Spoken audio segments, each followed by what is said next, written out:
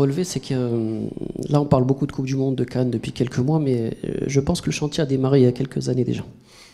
Je pense qu'il a débuté vers les années 2010-2009, où le Maroc a commencé déjà à commencer à investir sur de l'infrastructure, notamment sur les grands stades.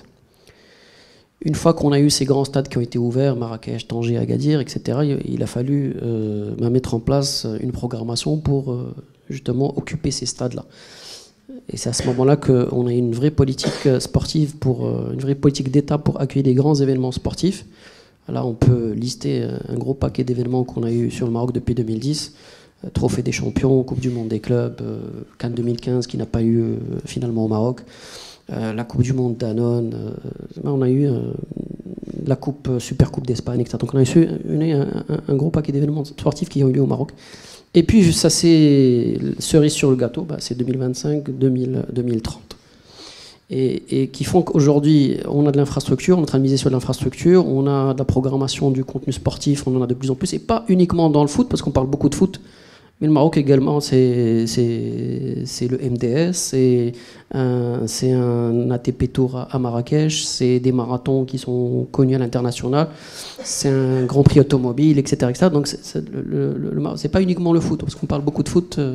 Et il est important de souligner qu'on est un pays qui accueille beaucoup d'événements internationaux et qui aussi organise des événements locaux de niveau international.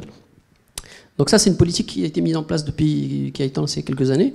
Aujourd'hui, on en parle encore davantage parce que voilà, l'infrastructure est là, les événements internationaux sont là, et on a aussi l'humain qui commence à s'imposer à l'international. Donc quand on voit Fawzi El Kherja, la position de Fawzi El Kherja aujourd'hui, que ce soit à la CAF, à la FIFA, on a aussi dans d'autres disciplines, on n'en parle pas beaucoup, on a aussi des managers et des dirigeants qui sont dans des fédérations internationales.